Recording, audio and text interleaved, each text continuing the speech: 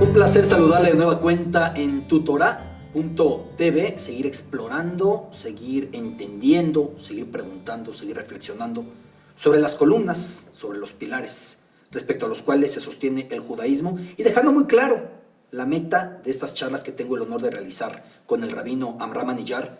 No son que alguien sea más religioso, no son ganar adeptos, definitivamente no. Son entender, son preguntar, son aprender para judíos religiosos y para judíos no tan religiosos, para personas ajenas a esta religión, para personas incluso que simplemente quieren ir entendiendo bases históricas, filosóficas, religiosas. Rabí, siempre es un honor charlar con usted. Hola Alberto, ¿cómo estás? ¿Todo bien? El honor es mío y te agradezco mucho estos espacios. Son de mucho interés, creo que también para mí incluso, y para todos los que nos estarán viendo. Pero aquí los que aprendemos somos los que lo vamos interrogando, Rabí.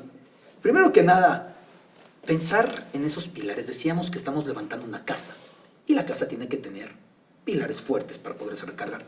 Por lo que entiendo, corríjame si me equivoco, Rambam, el gran Maimónides, decía que son 13 los grandes preceptos judíos, pero aparentemente lo podemos resumir o sintetizar a 3 preceptos. ¿Estoy correcto? Sí. Cada religión tiene sus bases, sus pilares. Está basada sobre ciertas columnas.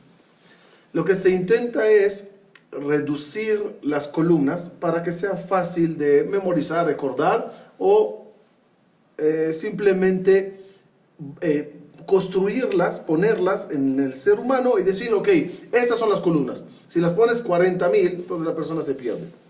Si la casa no se cae, pero la gente no entiende cómo se levanta. El Maimónides dijo que son 13 principios, pero en el libro Aikarim de Rabbi Yosef Albo, él dice que los principios de un judío son 3 y no contradice al Maimónides. El Maimónides nada más desglosó un poquito más cada uno de esos 3, convirtiéndolo en 13. Pero la raíz, la base, son 3 principios del judaísmo. Y que además, hablamos de Maimónides, ¿acaso de las personas que han propiciado que el judaísmo sea matrimonio de la filosofía, sea matrimonio de la ciencia, sea matrimonio de la invención? Porque es otra parte del judaísmo. Y eso es lo que Maimónides también aportó en su faceta teológica, que fue muy relevante. Pero entonces, son 3 preceptos. ¿Cuáles serían? Dice el Baal Eikarim, es así. 1 es tener la fe en un Dios creador del mundo. Primero. Es decir, que el mundo fue creado por un ser superior a nosotros. Sí. La segunda columna es tener la fe que aquel que creó el mundo, él entregó una Torá, un libro de leyes y códigos de cómo se debe de comportar uno. 3, Sí. a raíz de la Torá y sus mandamientos, cada acción tiene una reacción.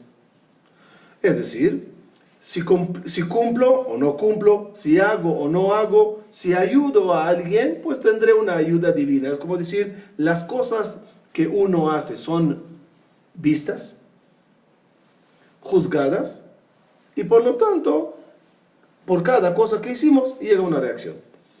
Entonces son un precepto cosmogónico, como nace el cosmos a través de un Dios todopoderoso, creador. Un segundo concepto que tiene la faceta histórica, pero también la faceta reguladora. Y un tercer concepto que podría ser conductista, que implica que a todo lo que hacemos va a haber una consecuencia. Si le parece bien, Rabí, vamos uno por uno. Dios todopoderoso creó el mundo, pero en el judaísmo se quedó en el mundo. No todas las religiones eso pasa. Algunas dicen, lo creó y se fue, lo creó y lo dejó. En el judaísmo lo creó y se quedó. ¿Estoy correcto? Sí, el Maimónides, que estabas mencionando anteriormente, él en el capítulo 1 de Deot, en el cual él asienta las bases, cómo debe un judío pensar, él ahí pone muy claro cómo fue el principio del mundo. Aristóteles, que era un filósofo que el Maimónides respetaba muchísimo, pero, obvio, en ciertos choques de ideología, le decía el Maimónides, no estoy de acuerdo. Porque además tenemos de influencia. Aristóteles hacia el año 400-300 antes de Cristo, una etapa de florecimiento justo en el Mediterráneo, en Israel. Hubo un intercambio de influencia inevitablemente, pero Maimónides retoma cosas entonces aristotélicas. Pero Aristóteles decía tenía una idea muy interesante. Él decía así: Dios existe, pero Él no creó el mundo. Él encontró un mundo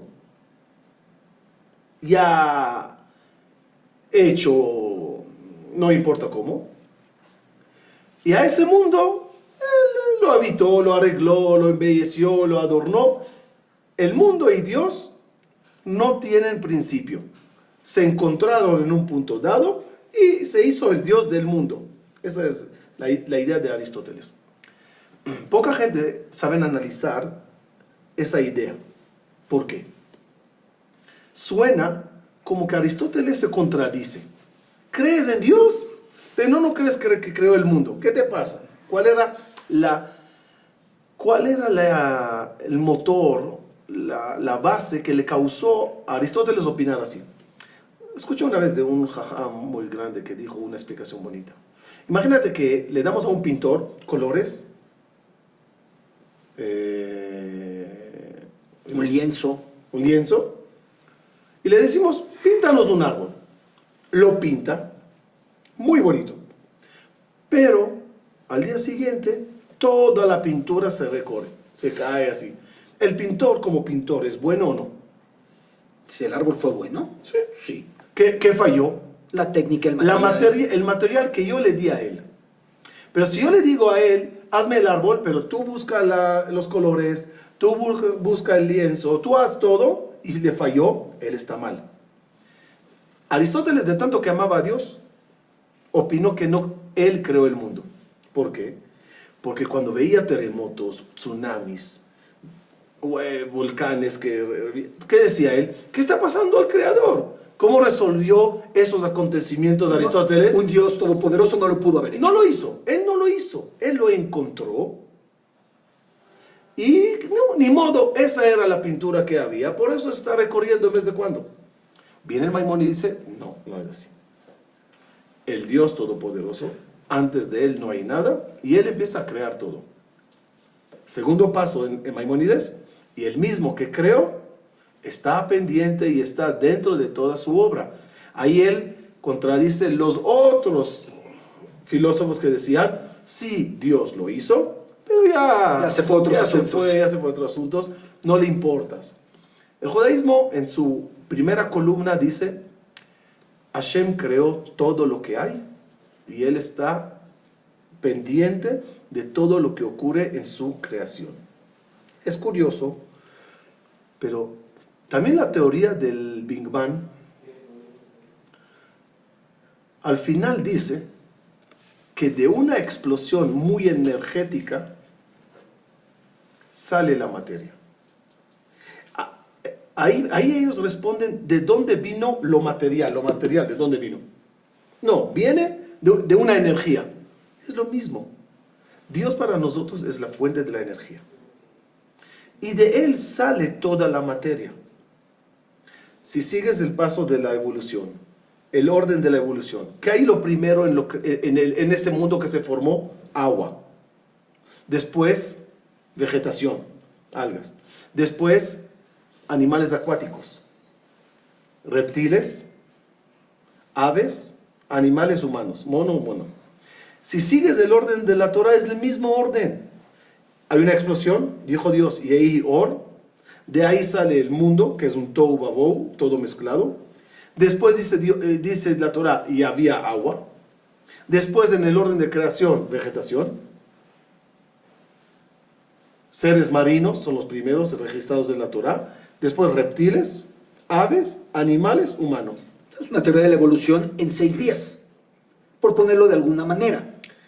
Si las eras glaciales, si se extinguieron, como haya sido, aquí se lleva el proceso en nuestra cosmogonía en 6 días.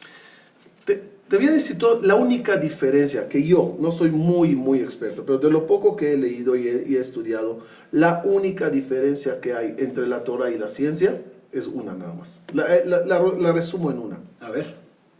¿Solo o alguien lo hizo?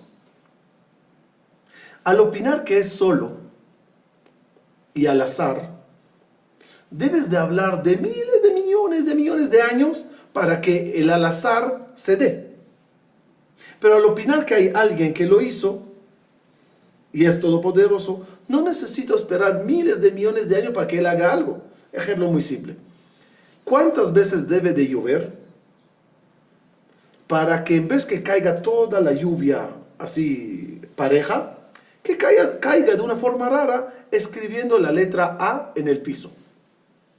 ¿Cuántas veces debe de llover para que eso pase?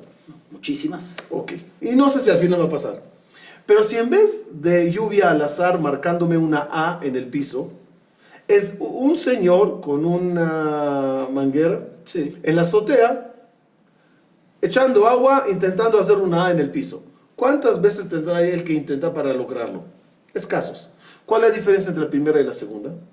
Una, estás buscando algo que pase al azar, y otro, hay alguien con mente que está intentando hacer una A en el piso.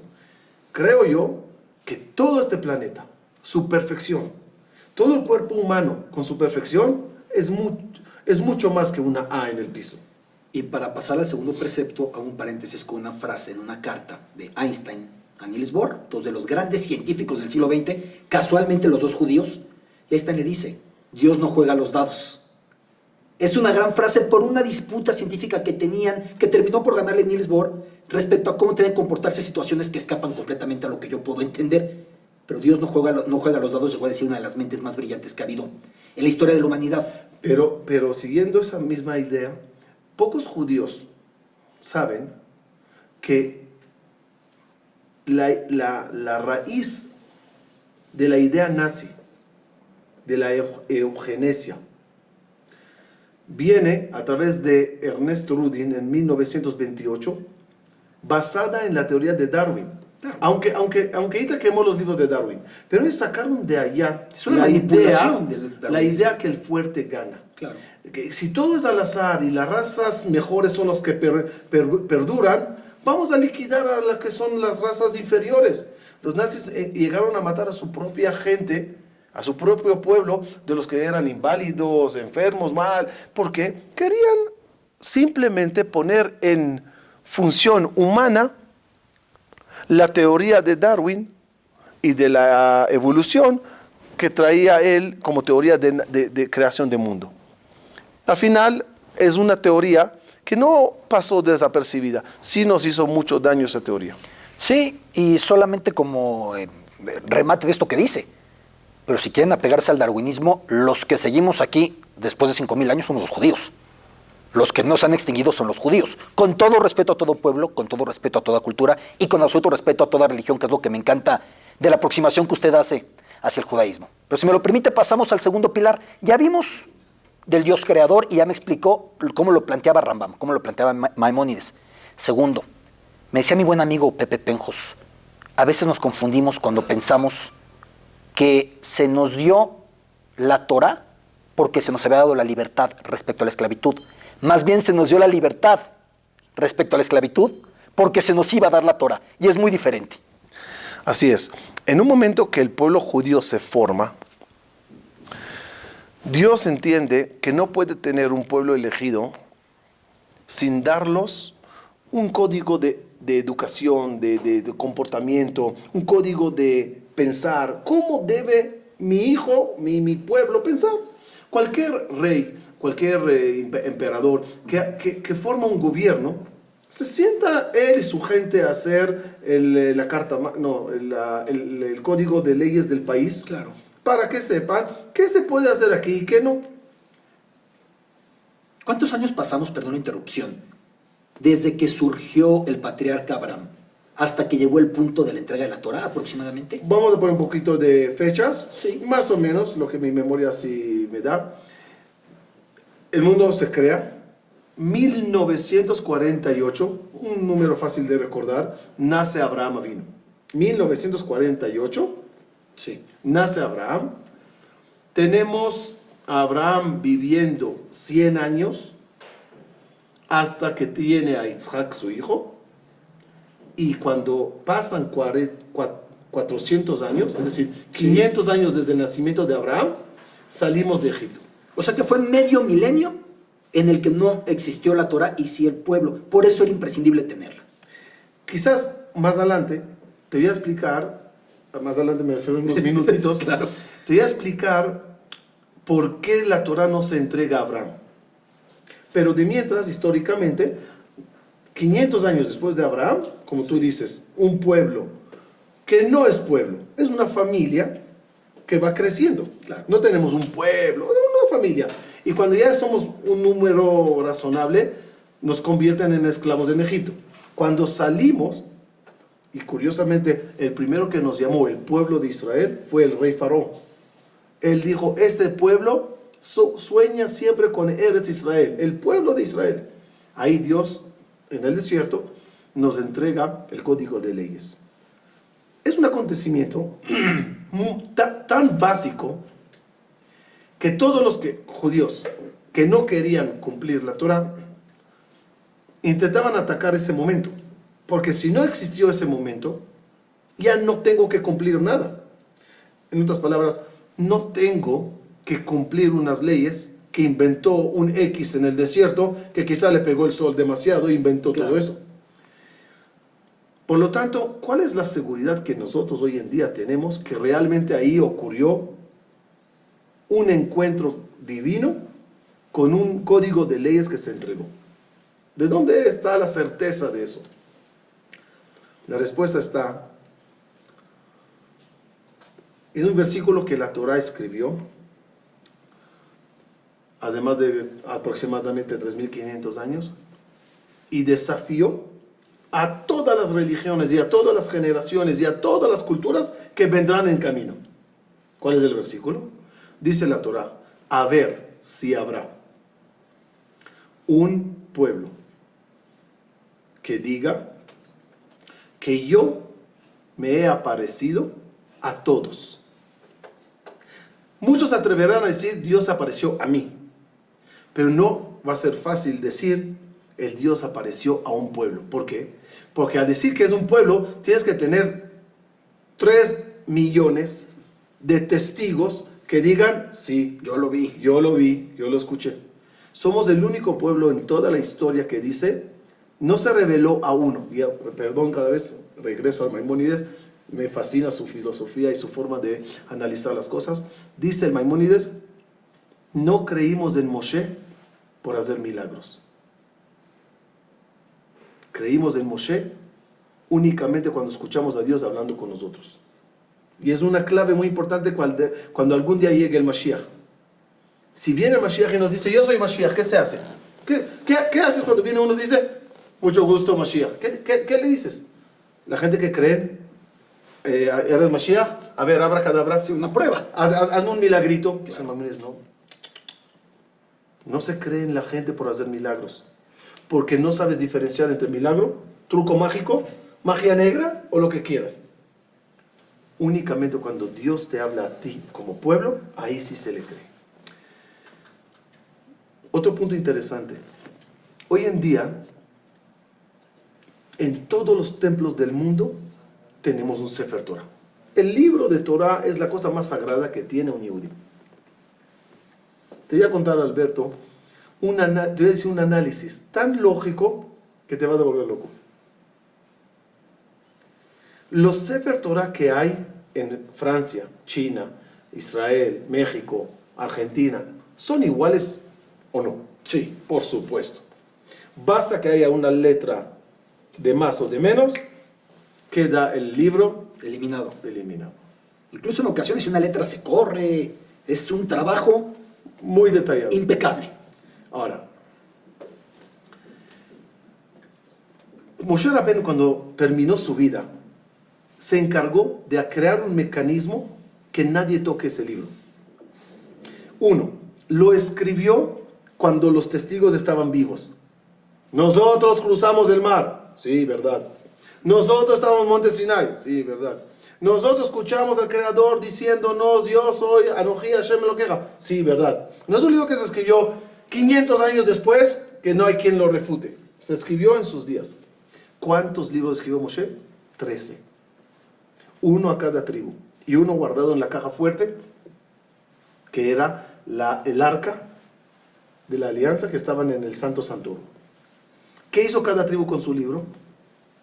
Cada tribu medía aproximadamente 50,000 hombres.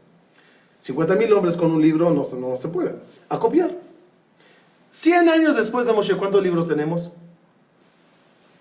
Imagínate cada tribu copiando y copiando.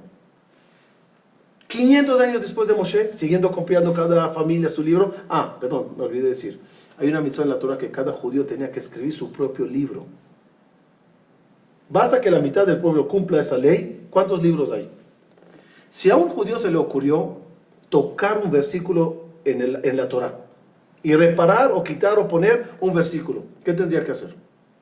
Recorrer todas las casas, todos los templos y decirlos, oye, voy a borrar algo. ¿Alguien le dejaría? Por eso lo ideal es, una letra mal, ya no funciona. Hace 2000 años salimos al exilio. Sí. ¿Cuántos libros habían en Israel antes de salir? Miles y miles y miles. Salimos del exilio y cada uno se llevó con él al exilio un sefer.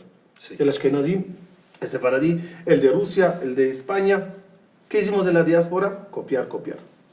2000 años no nos dimos la cara, uno al otro. El judío de España no conocía al de Rusia. El de Etiopía. El de Yemen, el de... Hace 60, 70 años regresamos todos a la tierra de Israel. Y que llegó cada judío con su Sefer Torah. Y después de 2000 años abrimos los Sefarim. Ni una diferencia entre uno y otro.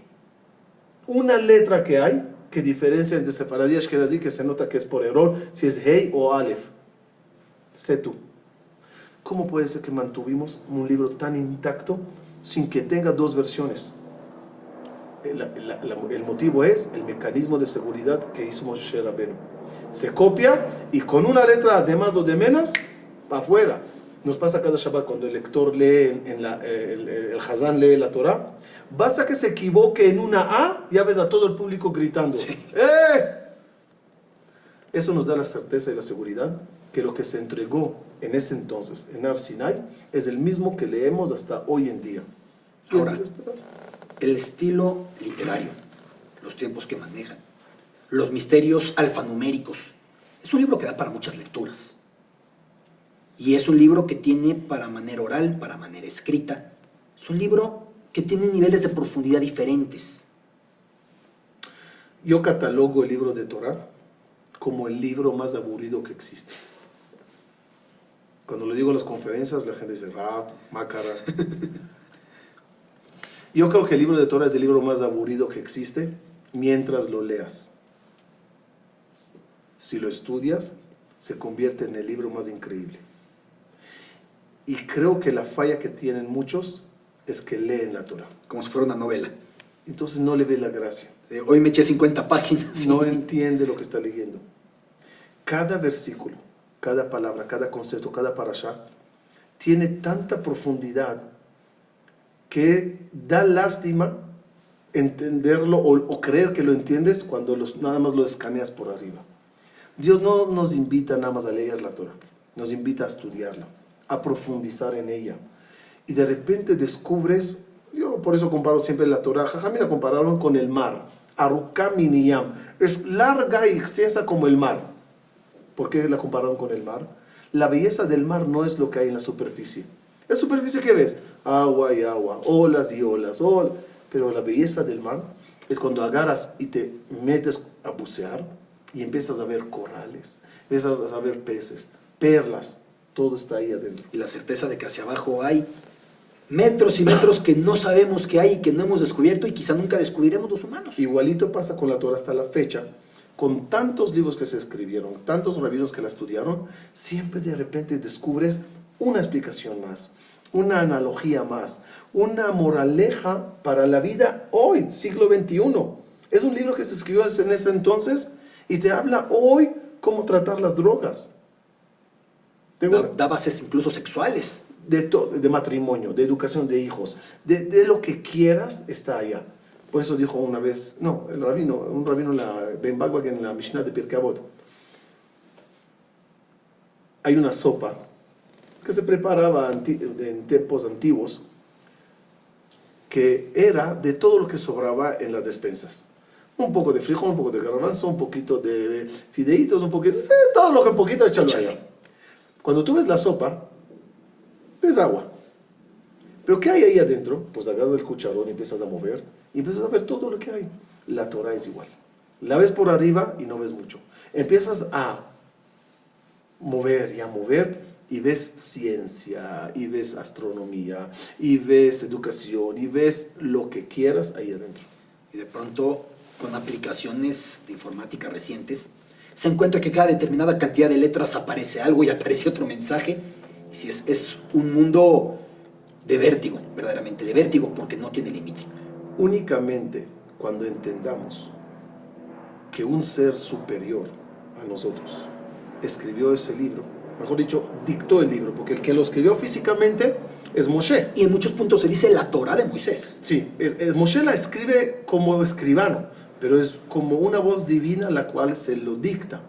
Únicamente cuando ves esas maravillas que estás mencionando y mucho más, entiendes, esto no lo pudo hacer un humano. Ya ahí no es el momento, pero hay muchas pruebas que demuestran que la Torah no pudo ser escrita por un humano, porque era imposible que un humano tenga esos datos, especialmente en ese entonces, incluso hasta la fecha. Y la ciencia avanza y comprueba que era imposible que un humano lo escriba. Entonces es algo divino. En el libro creo que Ale Shur, Rav Shlomo Volve, ahí trae una explicación correcta a qué es la Torah. Él dice así: cuando una persona compra un aparato, esto viene con un manual de cómo hacer funcionar el aparato. Y si es unas máquinas así grandotas, viene con un librito. Máquinas de fábrica, bueno, ya llega con un disco de tanto que hay. ¿Cuál es la máquina más perfecta en el mundo? El cuerpo humano, el ser humano. ¿Dónde está su manual de guía? ¿Cómo puede ser que un creador haga una máquina tan perfecta y no ponga y no le dé un libro que le explique cómo funciona esto? Esa es la segunda columna del judaísmo. Y que además, ya que entramos a Torah, vienen también tres ideas básicas y relevantes que son Tefilim, Kashrut y Shabbat. Eso ya es dentro de la Torah. Hay 613 preceptos. 613 preceptos. 613, que hoy en día vigentes son nada más 207, porque no tenemos templo, no hay sacrificios, quedó 207. Y de ellos hay cosas que son muy básicas, otras que se dan en vez de cuando, otras que puede ser que nunca se le dé a uno. Claro. Pero son 207 que son las únicas comunes efectivas hoy, que de ellas las tres que se mencionan como principales es la que tú dijiste. Y pasamos a la tercera columna, que es: a toda acción obedece una reacción, conductismo, una consecuencia, una causa, un efecto. Antes de meternos a esto, ¿hay libre albedrío en el judaísmo? El Maimónides Vamos de regreso. Sí. Que por cierto, vale la pena con lo que hemos mencionado hoy, decir que su mausoleo en Tiberíades es una belleza, es un lugar muy místico, muy bonito, para la gente que tenga la fortuna de visitar Israel, ¿no? Así es. Pero lo devuelvo. El Maimónides dice que si no creemos que hay libre albedrío, ya no podemos creer en el tercer punto de acción y reacción. ¿Por qué? Porque si yo soy un títere que me hicieron rabino, y el otro es un títere que le hicieron ladrón, y el otro es un títere que le hicieron asesino, pues nadie se merece ni pago, ni recompensa, ni castigo. A mí me hicieron así. Así me hicieron. Ni me critiques. No, en el programa original estoy programado a asesinar. ¿Qué quieres que haga? No es así. Todos tenemos libre albedrío y por lo tanto cada uno tiene consecuencia de sus decisiones. Un niño decidió, agarro un ejemplo, un joven decidió tomar drogas. Es su decisión, es su libre albedrío. Fulano le dijo no lo hagas, Mengano le digo hazlo, él decidió hacerlo. A raíz del consumo llegará una reacción. Es inevitable. Una persona decidió hacer deporte, ser sano, fuerte. Es una decisión que él tomó. Llegas a una luz en rojo en el coche y decides pasártela. Tú dijiste, no me freno. Tú sabes que puede pasar un coche y... Es una acción y reacción. Cualquier ley civil está basada en acción y reacción. Pagas los impuestos, no pagas los impuestos, pasas en rojo, no pasas en rojo. Son decisiones que uno toma y con ella el riesgo. Solo que la diferencia entre lo terrenal y lo celestial, que en el terrenal puede ser que no me cachen. Puede ser que el policía no me agarre pasando de rojo. En lo celestial, que a eso se dedica el tercer punto que estamos mencionando, siempre hay un ojo que te observa, dice la Mishnah Pirkei Avot, oído que te escucha y mano que anota. Es decir, todo lo que uno hace se analiza, se juzga y se premia. No hay indulto. Todo se ve. Ante un creador, ante un todopoderoso, no puede haber engaños, disfraces, ocultamiento, todo es transparente. Pero al mismo tiempo esto me lleva a uno de los pasajes pues, más emblemáticos y más repetidos de la Biblia, de la Torá en particular, o de la Biblia más bien, Yoná. Cuando aparece Yoná y él cree que no tienen por qué perdonar al pueblo de Nínive o de Nimbe, y finalmente nos demuestran que si uno se arrepiente genuinamente, uno sí puede llegar a resarcir ciertos males. El concepto judío de la teshuvá, que no es otra cosa en español traducido literalmente que la respuesta, o sea, responder ante lo que hiciste mal, ¿no?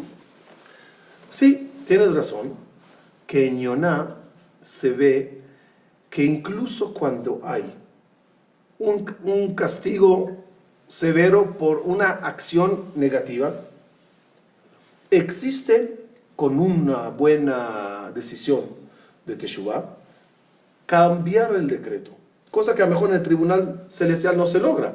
Uno no puede venir al juez y decirle, sí le asesiné, pero pido perdón. Pide perdón hasta mañana, te vas a la cárcel. Claro. Viene Dios y dice, te doy la oportunidad que las malas acciones tendrás la posibilidad de eliminarlas, borrarlas. Otra vez acción-reacción. La acción de Teshuvah causa una reacción de borrar el hecho negativo y con eso generar una nueva reacción, decisión, decreto divino.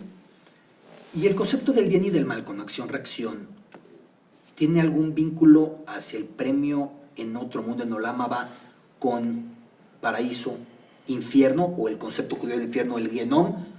¿O tiene alguna relación con la reencarnación? ¿Hay algún vínculo o me estoy desviando? No, no te estás desviando. Hay nada más que asentarlo y explicarlo bien. La acción y reacción no es inmediatas. O puede ser inmediata, puede ser en años, y puede ser en el mundo venidero, y puede ser en la reencarnación que viene. Y aquí entra... O sea, lo que hiciste te va a perseguir de alguna manera, sea en un día, sea en un año, sea en otra vida, sea en otra reencarnación. ¿Entendí bien? Lo pondré de otra forma. Empezaste bien diciendo el punto de libre albedrío. Sí. Y el punto de acción y reacción. Para mantener el libre albedrío, tuvo Dios que hacer mucho esfuerzo. Para decir, o sea, si tú me preguntarías a mí, para Dios crear el mundo, punto 1, y mantener la acción y reacción, punto 3, ¿es fácil o difícil? Te digo, una cosa sola es difícil para Dios. ¿Cuál es? Punto 1, hacer una obra tan bonita y que la gente crean que es de una explosión. Hacer un ser humano tan perfecto y que alguien pueda jurar que vinimos del mono. ¿Por qué lo hace así? Hazlo bien y que todos sepan que fuiste tú. No, porque si lo hago de una forma tan revelada, ya no tendrás libre albedrío. El libre albedrío consiste con la posibilidad confusión. ¿Creo o no creo? ¿Existe o no existe? Para mantener eso, tuvo que Dios jugar con muchas cosas. Hacer una obra y en ella hacer la confusión. Igualito pasa en punto 3, en acción y reacción. Si cada uno que haría, si cada uno que robaría un banco saliendo un infarto. Entonces ya nadie asaltaría un banco. Ya no hay libre albedrío. Se ve en el mundo que el que se porta mal, le va mal. ¿Cómo se mantiene el libre albedrío? De repente a ese le va muy bien en la vida. Y a otro le fue mal. Entonces tú quedas viendo los hechos y dices, no entiendo. ¿Hay un creador o no hay? ¿Hay un juez o no hay? Porque en el resultado final no lo veo. ¿Qué nos explican nuestros sabios? Hay personas que la reacción es en este mundo. Y hay otros que la reacción es en el mundo venidero o en la reencarnación que viene. Con esa fórmula se puede mantener la confusión y con ella el libre albedrío. Porque de repente a un malvado le va bien y a un justo le va mal. Y como yo veo nada más la mitad de la película y no veo la reacción en el mundo venidero o post, me quedo con la pregunta, ¿existe o no existe? ¿Hay que ser bueno o hay que ser malo? No hay una prueba tajante en la Tierra. Esto me lleva al concepto hinduista del karma. Finalmente lo que hiciste termina por perseguirte, pero quizás es desviarlo y llevarlo a otra cosa. Es conceptos parecidos, hay conceptos parecidos que podrás encontrar en muchas otras religiones con nombres diferentes, pero la idea siempre es lo que uno hace deja huella. Las palabras que uno dice no se las lleva el viento. Claro. Cada palabra tiene una reacción, positiva o negativa. Incluso los pensamientos que uno genera aquí, dentro de su cráneo, tiene reacciones a su alrededor. Ejemplo, ¿cómo te ven la gente? Explican nuestros sabios, como tú te ves a ti mismo. Tú dentro de tu cerebro te dices, yo soy horrible, seguro se están burlando de mí. ¿Sí? Y de repente ves que la sociedad reacciona al mismo temor que tú tenías. ¿Cómo? ¿Cómo ocurrió eso? Uno actúa con su cerebro y su forma de pensar y causa una reacción a su alrededor. Es un versículo en la Torah. Dijeron los espías, parecíamos bichos raros en nuestros ojos. Y así nos veían la gente. Tú piensas y lo causas. Pensar, hablar y hacer causa siempre una reacción. Ahora, nos vamos al concepto de la reencarnación en el judaísmo. Le confieso, fui en un colegio hebreo.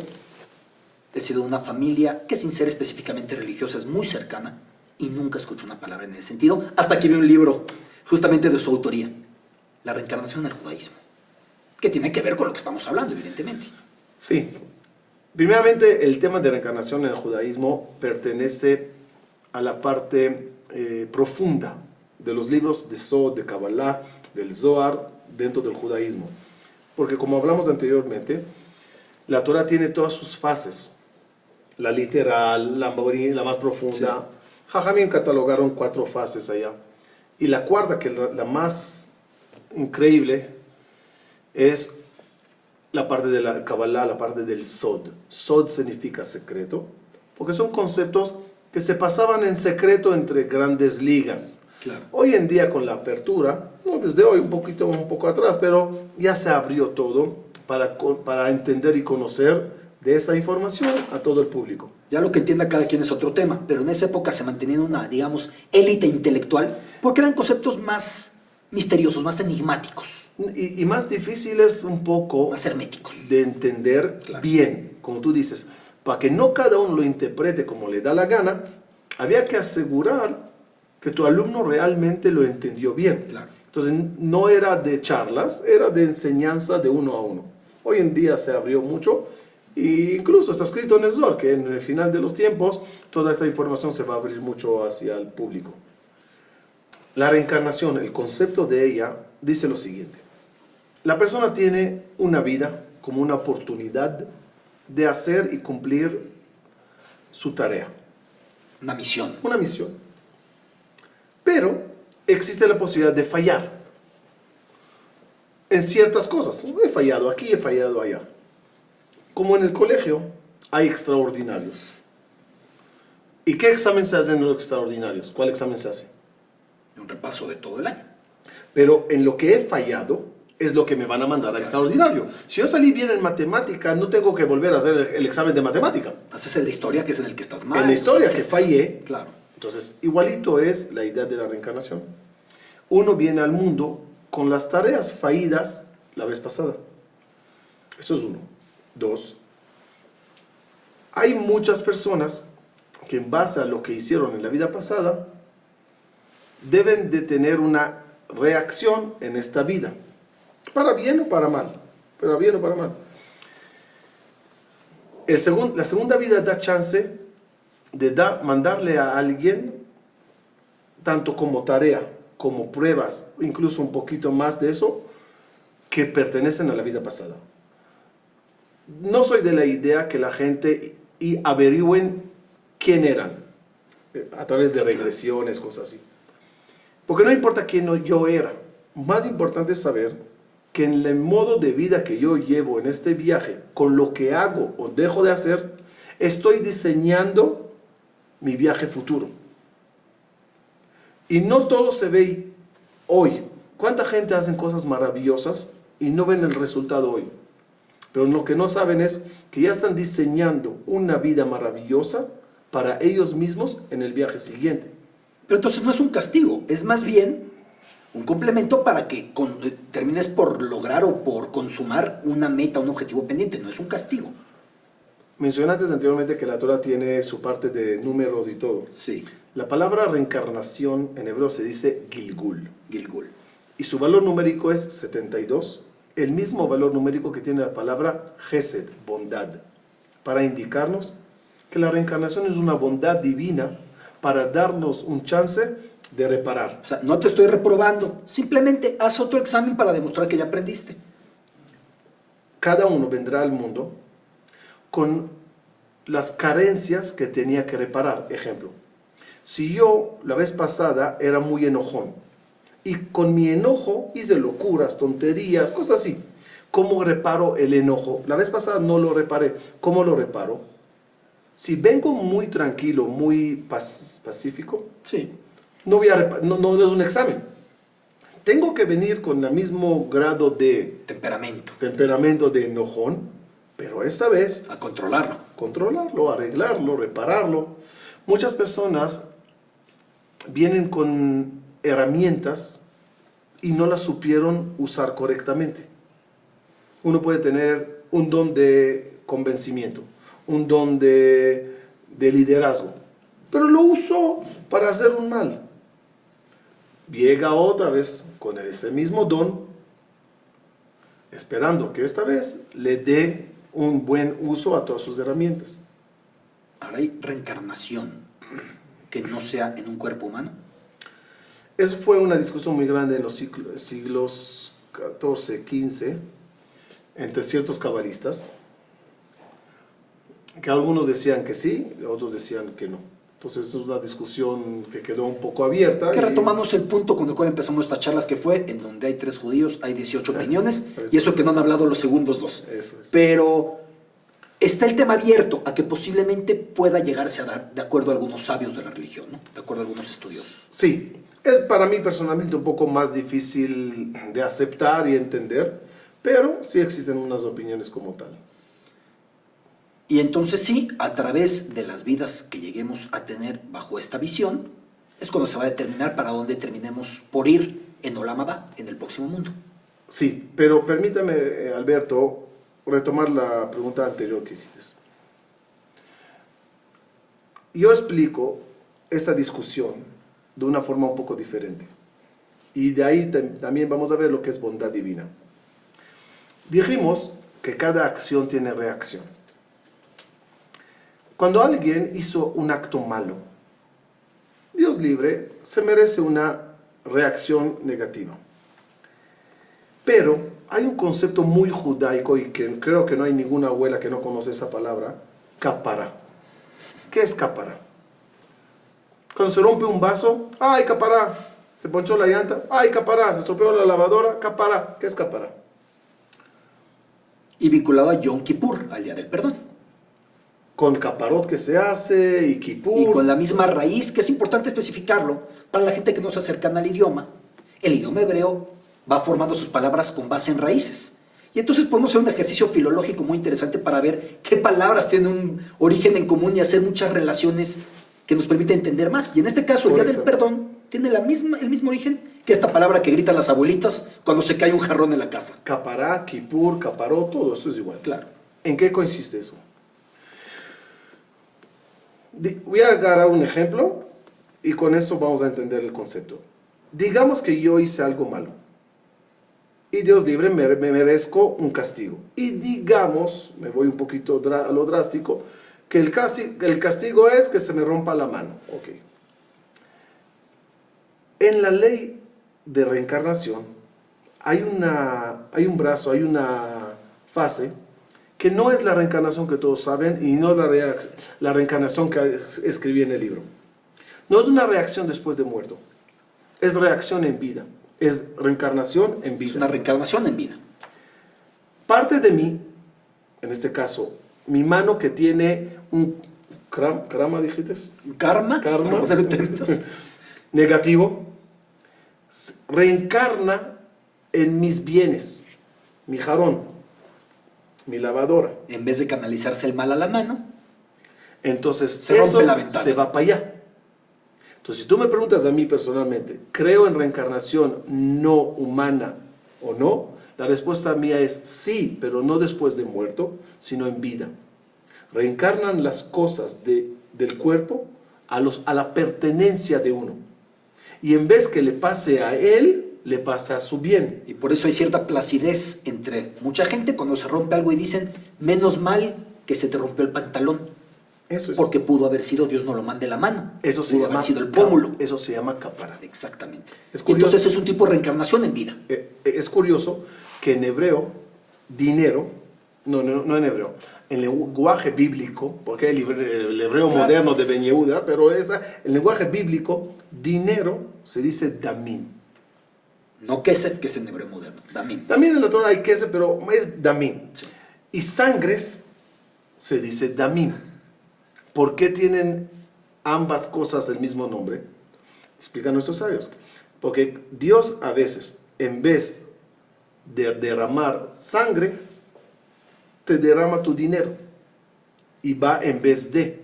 Eso se llama un tipo de capará. Capará significa reemplazar, en vez que venga aquí, que vaya para allá. Y uno se salvó. Y su dinero es el que sufrió el relámpago, ¿no? El pararrayos, perdón. Exactamente. El pararrayos. Exactamente. El dinero fue un El pararrayos. amortiguador. Entonces el rayo, en vez de venir a uno, fue para allá. Y que siguiendo con esta raíz, pues los viejos sacrificios estaban vinculados a esto, ¿no? Lo mismo, es el pollito de Caparot, los sacrificios del templo, todo iba igual. En vez que me pase a mí algo por lo malo que me he comportado, que vaya a mis bienes salvando mi cuerpo. Eso se llama reencarnación en animal, en caso de sacrificios, pero en vida. No que yo, Amram, reencarno en un gatito y digo miau, sino que yo, mi parte que necesita reparación, en vida va a una cosa mineral, animal, vegetal, la planta de repente se cayó, los peces se fueron, todo escapará porque fue una reacción que fue para allá.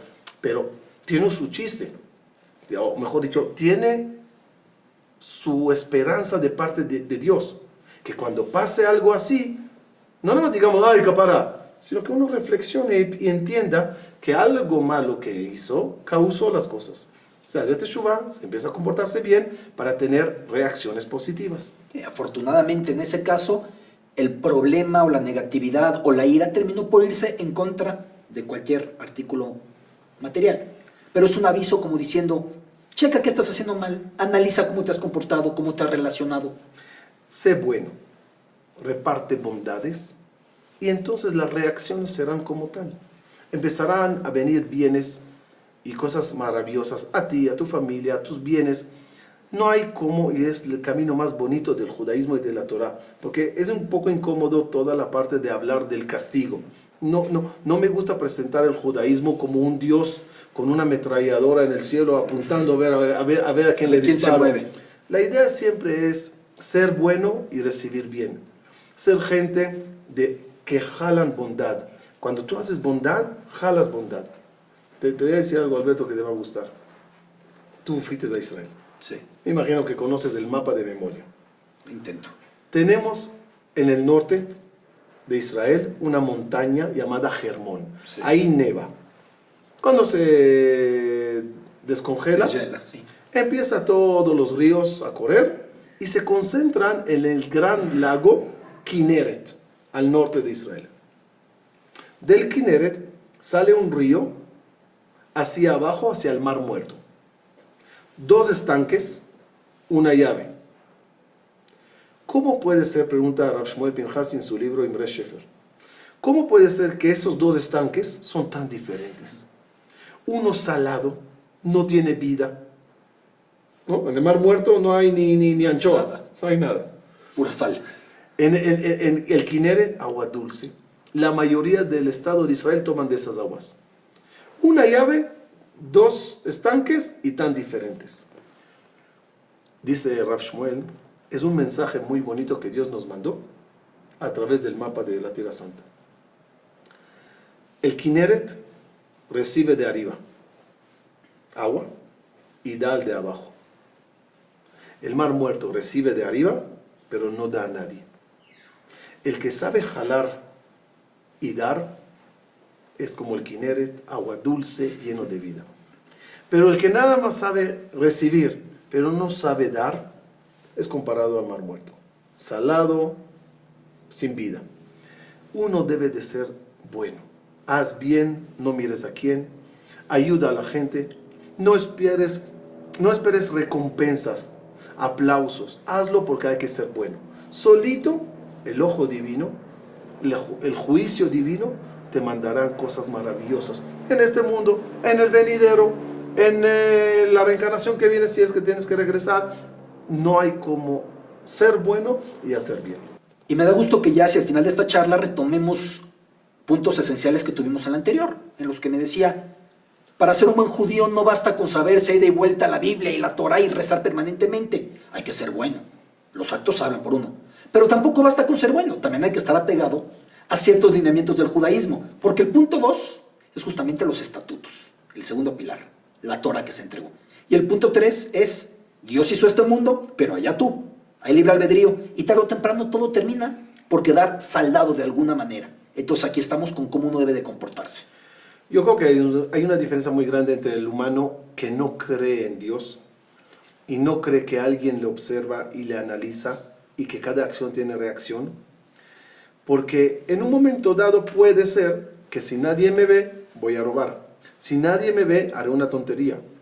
Pero cuando yo siempre sé que hay alguien encima que me analiza, me ve, me juzga, ya no me importa si humanos me observan, si cámaras me filman. Hay un creador que sí lo hace. Te portas siempre bien, independientemente si hay gente a tu alrededor o no hay gente. Estás en una isla solo, igual rezas, porque debes de rezar. Igual ayudas a alguien. Hay una fiesta, la fiesta de Purim. En la fiesta de Purim hay una ley muy interesante que dice así: cada uno que extiende la mano a pedir, se le da. Escuché una explicación bonita que decía, ¿por qué en Purim? Todo el año, toda la vida, cuando alguien te pide, hay que ponerle una monedita en la mano.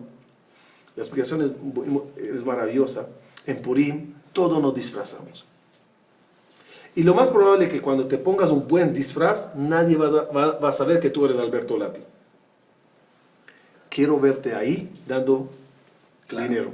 Exactamente. Cuando nadie sabe que eres tú. Cuando lo haces, Sin porque hay que reflectores hacerlo. y sin luces y sin letras doradas y sin aplausos. Ahí se demuestra que eres tú.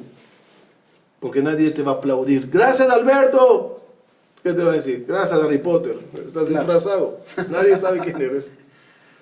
Rabí, ha sido un placer este diálogo. Por supuesto, seguiremos la invitación a la gente a que aquí, a través de tutorá.tv, en la dirección que aparece en pantalla, manden sugerencias. Insisto, esta es una charla con el rabino Anillar, desde mi perplejidad, desde mi ignorancia, desde mi afán de entender. Pero supongo que usted también entenderá muchas de esas dudas, muchas de esas lagunas y mucho afán de preguntar y de charlar sobre absolutamente todo. Rabí, un placer. Gracias, Alberto. Siga en tutorá.tv. Muchas gracias.